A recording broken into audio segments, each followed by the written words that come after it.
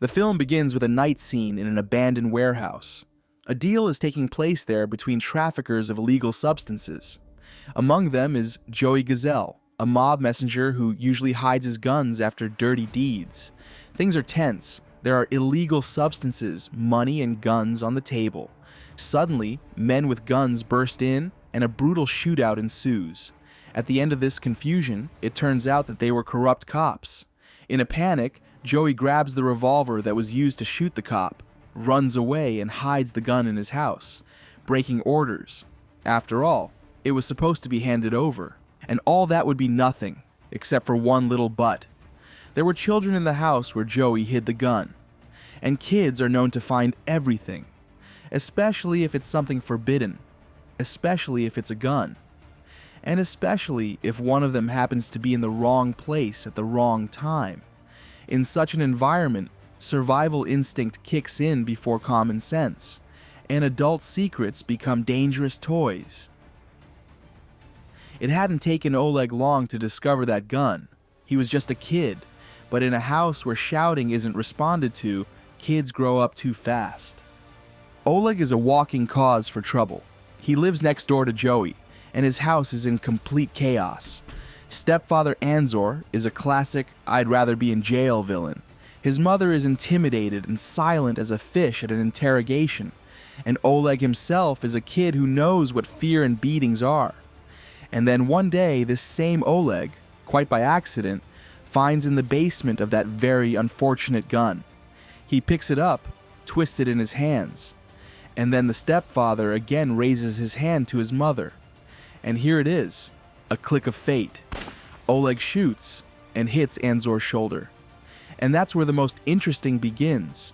Instead of throwing the gun away, as requested, Joey is now chasing after it. After all, this gun isn't just a revolver. It's a tag for his death, a ticket to his funeral. And if it's found in someone else's possession, the trail will quickly lead back to him. The chase is on, and the stakes are higher than life. So Joey goes after a young fugitive. Where to look? Where does a kid with a gun who basically has no safe corners in this town go? Joey's no Sherlock, of course, but he's got instincts built up over the years. And then there are the acquaintances who are worse than enemies. Oleg, however, not thinking long, decides to flee as the only skill given by life. He rushes through the city like a hunted animal and finds himself first in the underground, then in some back alley, and then sees a man beating a woman in the street. The image of his hated stepfather shows up in his mind, and wanting to protect the woman, he points a gun at him. But the boy has no ammunition left, but suddenly the man is hit from behind with a bat by the woman Oleg saved. Later, Oleg and the woman he had rescued, Davina, were sitting in a cafe where Joey and Nikki had come. Nikki approached Oleg and asked to go with him. Nikki realized that Oleg still had the gun. When the boys went to the bathroom, they realized that the gun they had on them was too dangerous a thing to just carry around with them. Finding nothing better to do, they hid the gun in the toilet tank. Later, already sitting in the car, Nikki tells Joey about it. The man turns around in a panic and rushes back, hoping to get the revolver before someone finds it. But when he gets to the toilet, the gun is gone. Joey and Nikki walk into the kitchen of the establishment, where Joey is confronted by a man in uniform. It is clear from his appearance and reaction that he is the one who found the gun. However, as it turns out, the policeman no longer owns the gun, as he lost it in a card game to some Manny.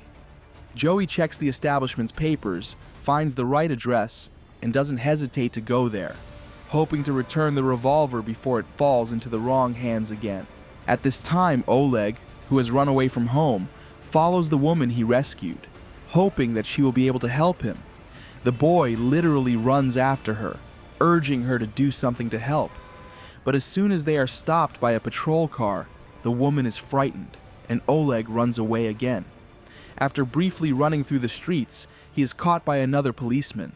Teresa becomes aware of all this, and concerned about the boy's fate, she calls Joey, asking him to bring her son home. The man realizes that time is running out, and if he doesn't find Manny, things will end very badly.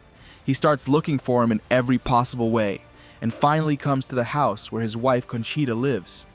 Without further ado, Joey breaks in. The woman is shocked, but he doesn't give her time to think. With cold determination, the man demands to know where Manny is. Conchita, trembling, gives the address. Then Joey comes closer, looks her straight in the eyes, and warns her that if she says a word to her husband, he will come back and kill her and their son. Frightened, she nods silently. At the police station, they try to get Oleg to talk gently. One of the cops offers him tickets to a hockey game, trying to put the boy at ease. Allegedly, "Just tell me where you found the gun, and you'll get a reward." But Oleg is silent. He stares at the floor with a stubborn expression and doesn't say a word. Then the policeman, disappointed, calls his stepfather, Angor, who must try to get information out of the boy. Otherwise, as it is said, for the possession of weapons can be brought to the adult. The pressure builds. Angor walks into the interrogation room, trying to be soft, to speak affectionately. He smiles naively, pulls his shoulder as if for an old friend. Oleg doesn't believe a single word he says, and remains silent. The atmosphere heats up even more. The smile from Angor's face gradually disappears, and he hits the boy in the face, a sharp, angry blow. But the boy doesn't give up. In response, Oleg with all his might topples the table on him, dumbfounding everyone in the room, and runs out of the office. He rushes down the corridor, jumps out through the side exit, and ends up in the car park, where he tries to hide, looking around in panic. After Oleg escapes, he finds himself in the car of a seemingly friendly couple, a man and a woman, who have taken him to their home. They speak in a calm tone, promise to help, give him food, and behave like perfect adults. However, very soon it becomes clear that something is not right in this house. Too sterile surroundings, strange behavior, locks on the doors. A man and a woman film 2 children, a girl and a boy. Oleg realizes that something wrong is happening and asks to go to the toilet. The boy looks around as he leaves the children's room and looks for ways to get away. Then a woman comes out of the room and asks what's wrong, to which the boy says he couldn't find the toilet. When he is shown the necessary way, Oleg locks himself in a panic.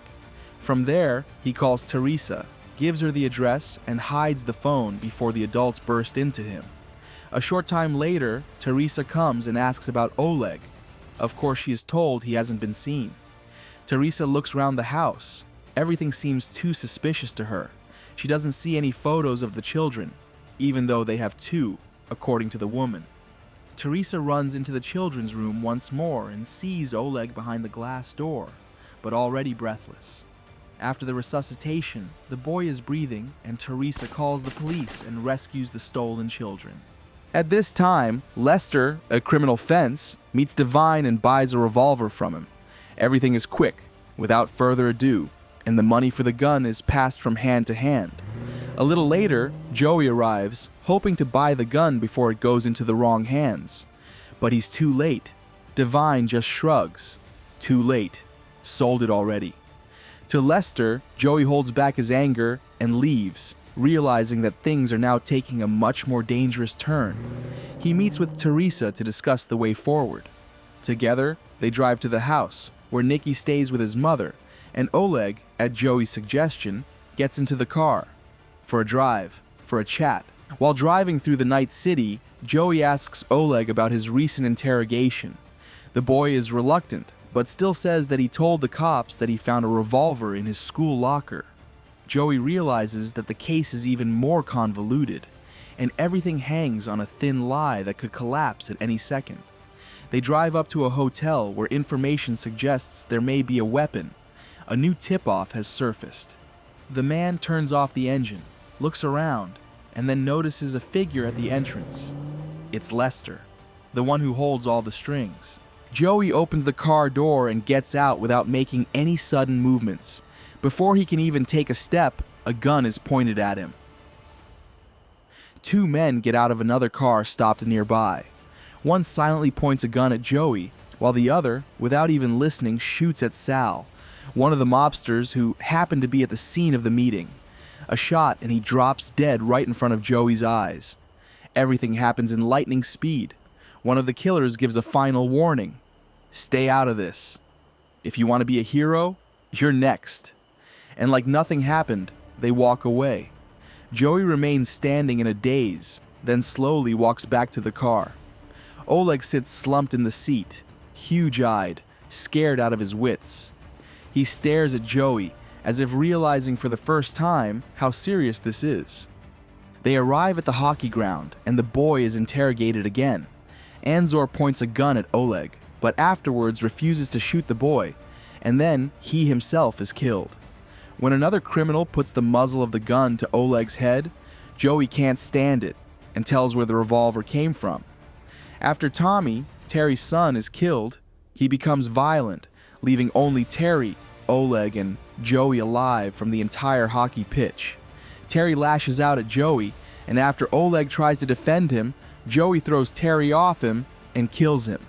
The police arrive. Joe and Oleg go home. At breakfast, the situation seemed almost peaceful. Oleg was eating quietly. Joey was close by. It seemed that the worst was over.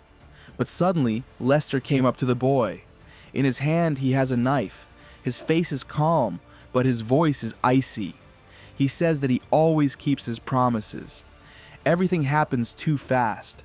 A fight begins. Chaos. Chairs fall. Dishes fly to the floor.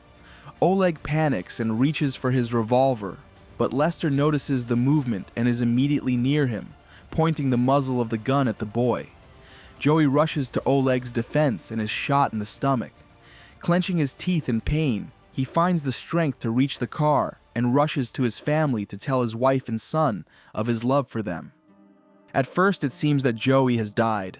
The camera slowly glides through the funeral procession. Black umbrellas, tears, a closed coffin. The music is sad and everything suggests that the ending will be tragic. Teresa is standing by the grave. Oleg is beside her with downcast eyes. That seems to be it. But then the picture changes dramatically. We see a sunny day, a green meadow, children's laughter. Joey, alive and quite alert, is grilling meat, and nearby Oleg and Nikki are running after each other like nothing happened. Turns out the funeral was staged, part of a cunning plan.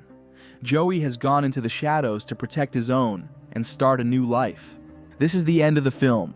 Thank you all for watching this video to the end. Give this video a like. Write in the comments what you think about this film, and see you in new videos.